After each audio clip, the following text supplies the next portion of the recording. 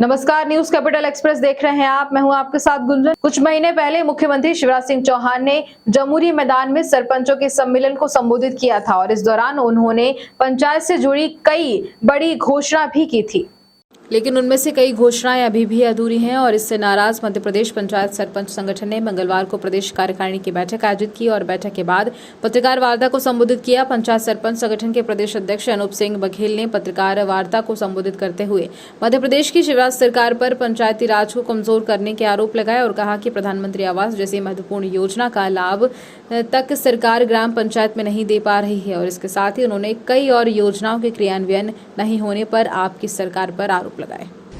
अभी आज जो है, जैसे अभी हमारे भाई साहब ने आप लोगों को जानकारी दी कि सरपंचों को जो है सरपंच ना मानते हुए शासन जो है इनको ठेकेदार की संज्ञा ही दे रहा है लगभग, क्योंकि सारे जितने भी अधिकार हैं सरपंचों के वो सारे लगभग छीन लिए गए हैं। हम लोग ये चाहते हैं कि हमारा जो 1994 का अधिनियम, पंचायत अधिनियम था, वो लागू किया जाए और जो भी माननीय मुख्यमंत्री जी ने घोषणाएं की थी वो उन घोषणाओं पर आज तक क्रियान्वयन नहीं हुआ।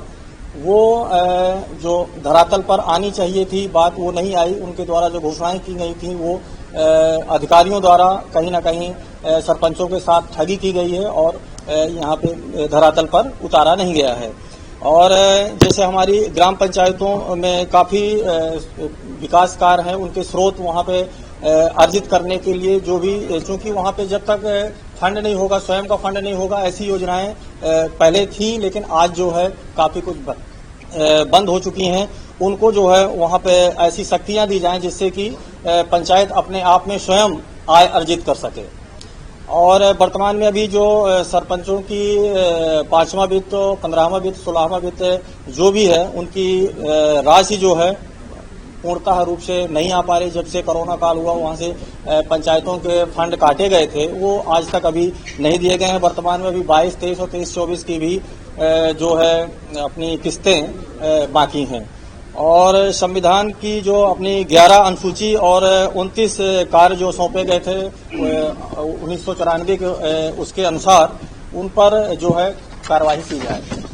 और लाडली बहना योजना में सरपंचों को जो है सबसे बड़ी विसंगति की गई। सरपंचों को क्या है, मानदेय दिया जाता है, मानदेय भत्ता के आधार पर रहता है कि सरपंच कितना वहाँ पे दौड़ भाग करता है, कितनी बार दूरभाष पर चर्चा करता है, कितना क्या करता है, उस हिसाब से उसको भत्ता दिया जाता है, मानदेय दिया जाता है।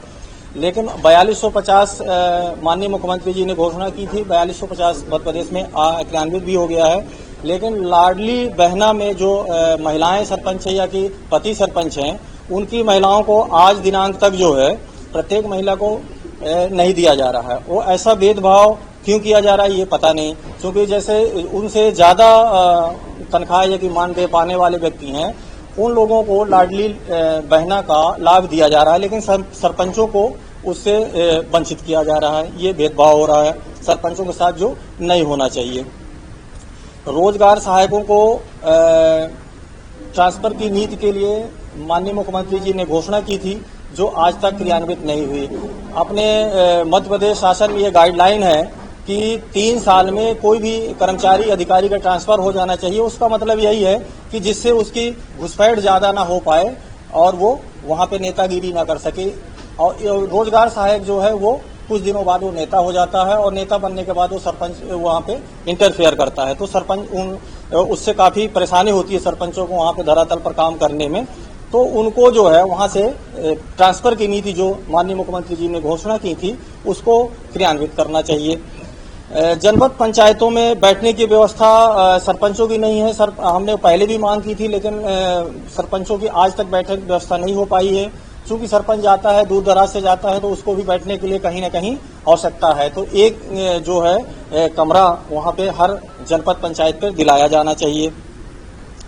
और बहुत सारी चीजें हैं, जैसे आवास, ये आवास जो है पहले मिलते थे, आवास प्लस में बहुत सारे लोगों के नाम थे, जो आज जब से हम लोग सरपंच बने हैं तो पता नहीं किस कारण बस जो है आवास आना ही बंद हो गए हैं। तो आज जो है जब हम लोग जाते हैं वहां पे कि सब लोगों को आश्वासन दिया था कि भैया आप लोगों को मिलेगा आवास, लेकिन आवास के नाम पर जब से हम लोग लगभग 13-14 महीने हो रहे हैं, आज तक किसी भी व्यक्ति को हम एक भी आवास शासन की तरफ से नहीं मिला।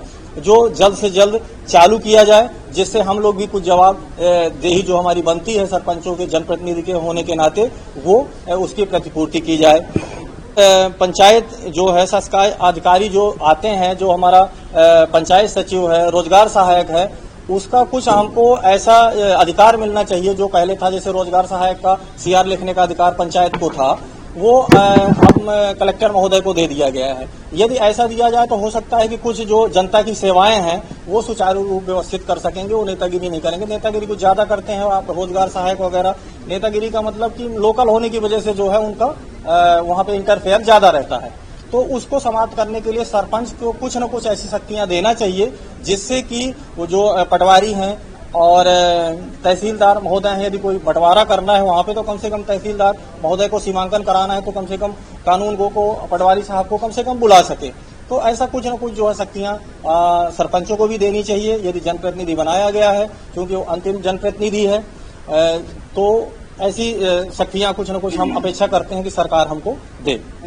ये जो है अपन अभी तो आज आप लोगों के माध्यम से शासन को ये बताना चाह रहे हैं कि हम लोग जितने भी सरपंच हैं पूरे प्रदेश के बहुत व्यथित हैं, और हम लोगों की जो माननीय मुख्यमंत्री जी ने घोषणाएं की थी वो आज तक धरातल में क्रियान्वित नहीं हुई है, वो क्रियान्वित हो जाएं।